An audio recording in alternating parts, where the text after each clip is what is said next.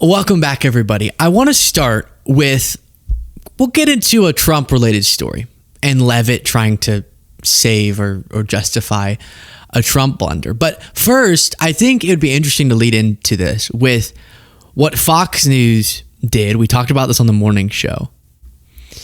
But Fox News, while all of the rest of the media, understandably, was talking about Trump and the letter from 2003, I think it was, that he wrote to Epstein, just further emphasizing how tight Trump and Epstein were. Trump talking about how every day should be a wonderful secret, and you know the thing that we have in common, and here's a sketch of girls' boobies.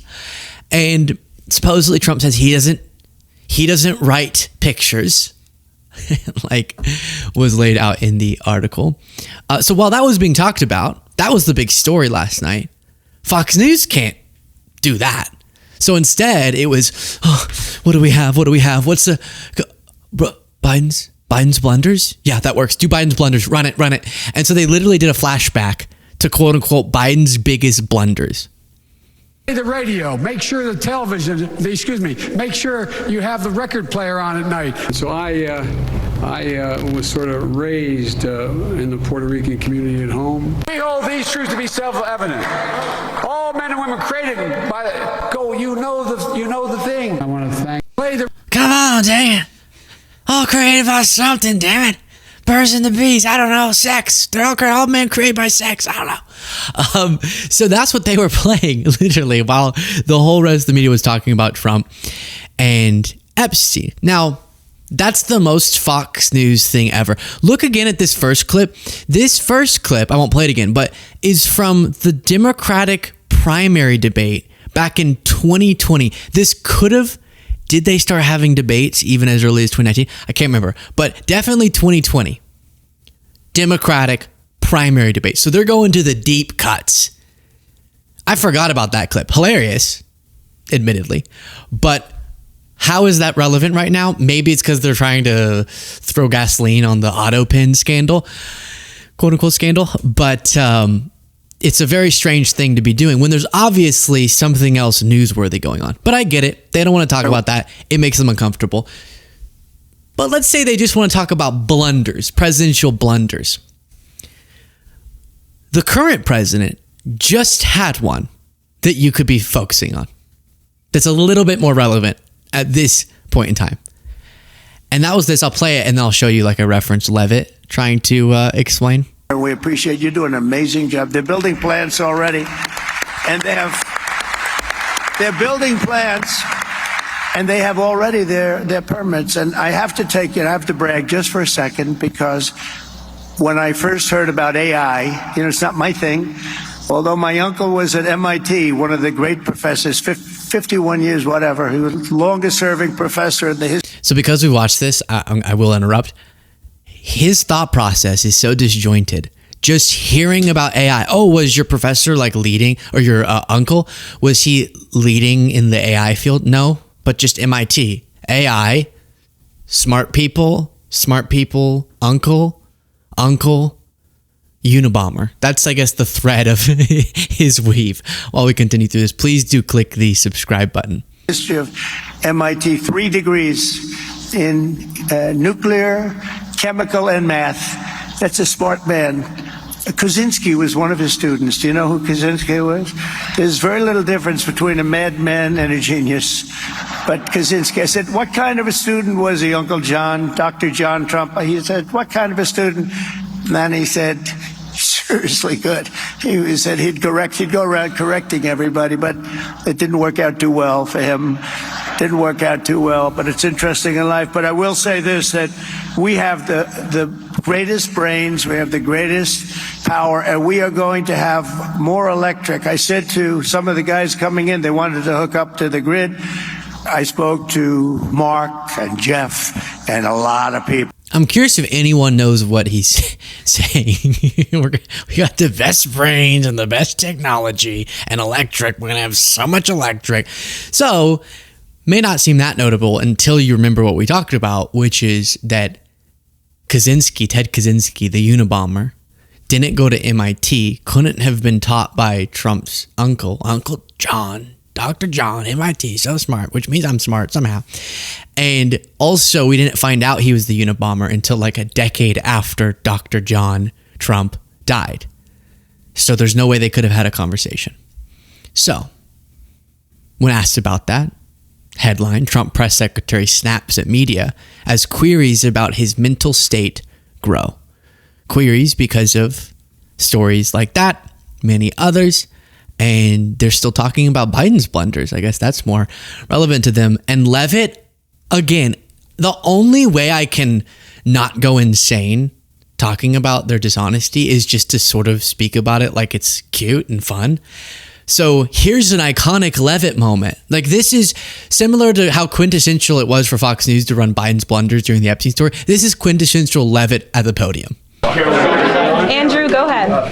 So on Tuesday, the president told a very detailed story about his uncle, noted scientist John Trump, and Theodore Kazinski, the late Unabomber. He said that Dr. Trump taught Ted Kazinski. Ted Kazinski was not identified as the Unabomber until 1996, 11 years after John Trump passed away. It would have been impossible for John Trump to have ever discussed the Unabomber. And he didn't go to MIT. With the president. So what was he talking about? And I have one follow-up. Andrew, with so many issues going on in the world, I'm a little bit surprised you would ask such a question, although I'm not sometimes coming from you, I will say. But I'm willing to give you an answer. Nevertheless, the president's uncle did, in fact, teach at MIT. He was a very intelligent professor. The president's very proud of his family. In fact, the president has a letter from his uncle on the MIT letterhead that sits in the Oval Office dining room. Maybe we'll let you see it sometime. I don't know why you're bringing this story up. Trump's uncle did go to MIT.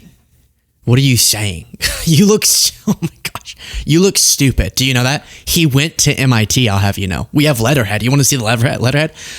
Well, interesting. That has nothing to do with the question, though. We know he went to MIT, or he worked at MIT. That's something. And how dare you ask such a ridiculous question with everything we have going on? All right, let's talk more about the Biden blunders. There is a lot going on. I'll get to another blunder. But before that, a much more consequential policy one is this. The enhanced subsidies started during the COVID-19 pandemic. This is outlining how ACA recipients are about to see their premiums skyrocket under the Biden administration and help dramatically decrease the cost of premiums for these plans. It turns out that people liked those lower premiums, obviously. Quote, the number of people signing up for coverage has more than doubled. In January, enrollment hit a record 24 million. That high enrollment helped drive the uninsured rate to its lowest level ever. Now that those subsidies are going away for next year, obviously not being re-upped by Trump or Republicans, premiums are going to spike. For example, if someone paid $60 a month for their health insurance this year, they might be looking at $105 a month next year. And it's being reported as, paying 75% more. So we could talk about that instead. Leavitt, if you don't want to talk about the MIT story. Another Trump moment that really raised eyebrows was this one.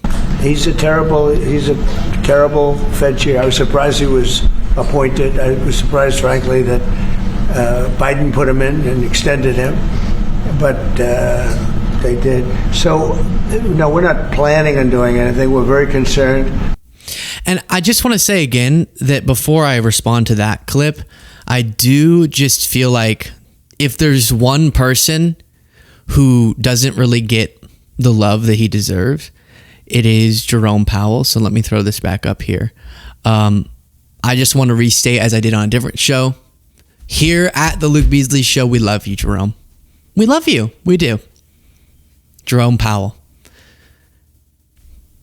I just think it should be said. It's not said enough. And Trump was saying, I don't know who appointed Jerome Powell. Well, that brought us to this clip. Office. And few of those trusted positions are more important than the chairman of the Federal Reserve. Accordingly, it is my pleasure and my honor to announce my nomination of Jerome Powell. If they want to talk blunders, there's blunders. I just think Biden's are a little strange to bring up at this point in time. Now, on one hand, there's just something laughable and scary that Trump doesn't remember he's the one who selected Jerome Powell back in 2017. But you also have them desperately grasping for straws at a justification for getting rid of Jerome Powell as the Fed chair. They really want him to lower rates, but the Fed is concerned about that because they don't know what tariffs are going to do to inflation, or they know, and that doesn't comport with lowering interest rates at this point in time. And so Trump, since Jerome hasn't budged on that, is pushing to get rid of Jerome Powell, potentially illegally, because he wouldn't have cause. It would just be over a policy dispute, which is not supposed to be how the Federal Reserve works. It's supposed to be able to operate independently, which gives a lot of economic stability and certainty to businesses and to consumers and to the global economy. And so as they're looking for justifications, now they're going, the headquarters, the Federal Reserve headquarters, is being renovated, and we think that it's fraudulent that they're going over budget. We think now the reason that Jerome Powell should be removed is because he's overseeing a ludicrously expensive renovation of the Federal Reserve headquarters, which on its face is sort of like, what? That doesn't make sense. But then it's even funnier because one of the reasons they're citing, which is this particular marble that's being used, they're saying, why would he pick that marble, is something that Trump pushed him to pick. The Associated Press reports, Trump appointees pushed more marble in Fed building renovation, White House now attacked. President Trump has looked on the marble finishes and hefty price tag of the Federal Reserve headquarters to claim grounds to fire Chair Jerome Powell, with whom he has tussled for years over interest rates. But the expensive use of marble in the building is at least in part the result of policies backed by Trump himself. Interesting. The vetting process involving Trump appointees who called for more white Georgia marble for the facade of the building. So firing him for something that you pushed for, I don't know, seems a little bit strange to me. Share your thoughts in the comments.